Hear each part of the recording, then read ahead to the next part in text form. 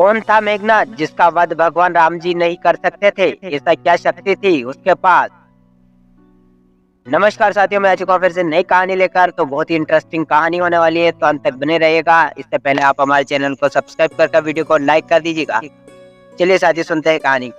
युद्ध के मैदान में सबका पसीना छुड़ाने वाला महान योद्धा मेघनाथ काला पति रावण का सबसे बड़ा पुत्र था और रावण का सबसे प्रिय पुत्र था। जाने क्या रावण के बेटे मेघनाथ, जो अपनी तरह सबसे महान विद्वान, ज्योतिषी, गुणवान, महान योद्धा और सबसे बड़ा ज्ञानी माना जाता था।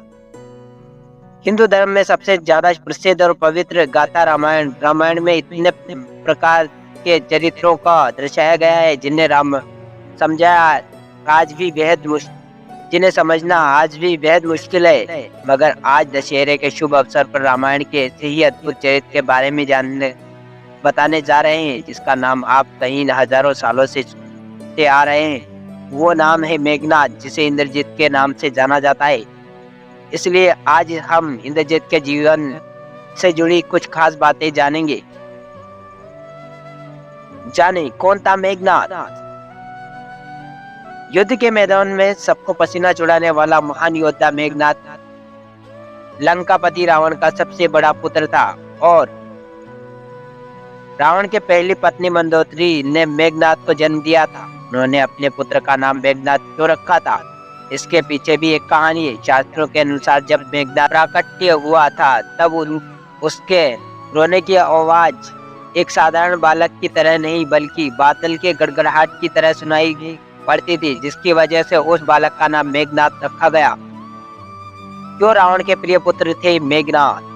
हिंदू शास्त्रों और ज्योतिषों के अनुसार मेघनाथ रावण का सबसे बड़ा पुत्र और लंका का युवराज भी था, इसलिए रावण मेघनाथ को सबसे ज्यादा प्यार करते थे। कहते हैं कि जितना बड़ा महान विद्वान ज्योतिषी रावण था, उससे भी कहीं ज्यादा गुणवान, महान योद्धा और सबसे बड़ा ज्ञानी वह अपने बेटे के मेघनाथ को बनाना चाहता था। इतनी ही नहीं, अपने पुत्र को सबसे ज्यादा ताकतवर और अजर अमर बनाने की कामना को लेकर तीन लोक विजेता रावण ने सभी देवताओं को अपने पुत्र के जन्म के समय एक ही स्थान अर्थात 11वें घर में विराजमान रहने के लिए कहा था। मेघनाथ के जन्म के वक्त रावण को पुत्र से इतना लगाव हो गया था कि उन्होंने ग्रहों की चाल तक बदलने की कोशिश कर डाली थी, लेकिन भगवान शनिदेव ने रावण की आज्ञा का उल्लंघन करते हुए सारे ग्रहों से अलग 12वें घर में जाकर बैठ गए, ताकि रावण का पुत्र मेघनाथ अजर अमर की उपाधि न प्राप्त कर सके। कैसे मिला मेघनाथ को ब्रह्मा जी का प्रदान। हिंदू धर्म की पौराणिक कथाओं के अनुसार स्वर्ग पर अपना आधिपत्य जमाने के लिए लंकापति रावण ने देवताओं पर आक्रमण कर दिया था। इस युद्ध के मेघनाथ भी हिस्सा लिया था। इसके दौरान लंकापति पर इंद्र ने हमला करना चाहा तो मेघनाथ ने पिता को बचाने के लिए आगे आ गया। मेघनाथ ने उसी क्षण इंद्र के वाहन ऐरावत पर हमला कर दिया और उसने सभी देवताओं के साथ इंद्र को भी हरा दिया, जिसके बाद से इंद्रजीत के नाम से संबोधित किया जाने लगा।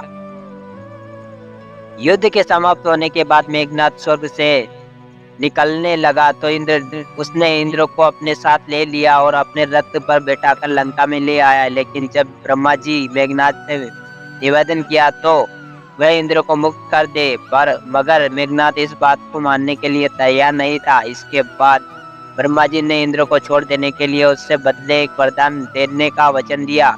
मेघनाथ ने इसका फायदा उठाते हुए उसने अमरता का वरदान प्राप्त करने के लिए कहा।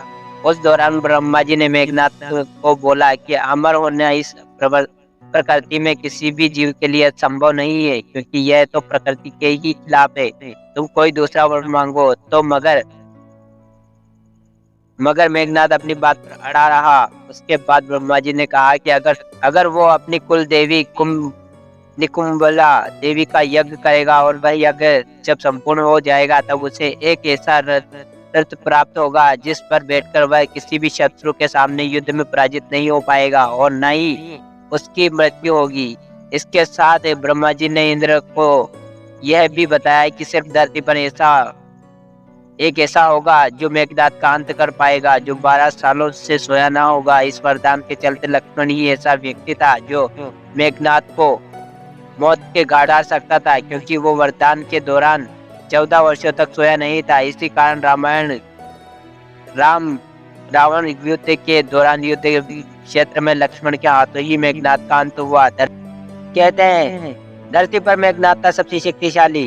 कहते हैं कि इंद्रजीत के बल की जितनी तारीफ की जाए उतनी ही कम है, क्योंकि वो अकेला एक ऐसा योद्धा था जिसने एक ही दिन के युद्ध में 67 मिलियन वानरों को मौत के घाट उतार दिया था। और लंका में वह अकेला ऐसा योद्धा था जो पूरी वानर सेना को अपनी गर्जना से बिखेर सकता था, मगर घमंड की वजह से मौत के घाट उतार दिया गया। तो साथियों, ये थी आज की कहानी। आई होप आपको पसंद आएगी। पसंद आए तो हमारे चैनल को सब्सक्राइब करके वीडियो को लाइक कर दीजिएगा।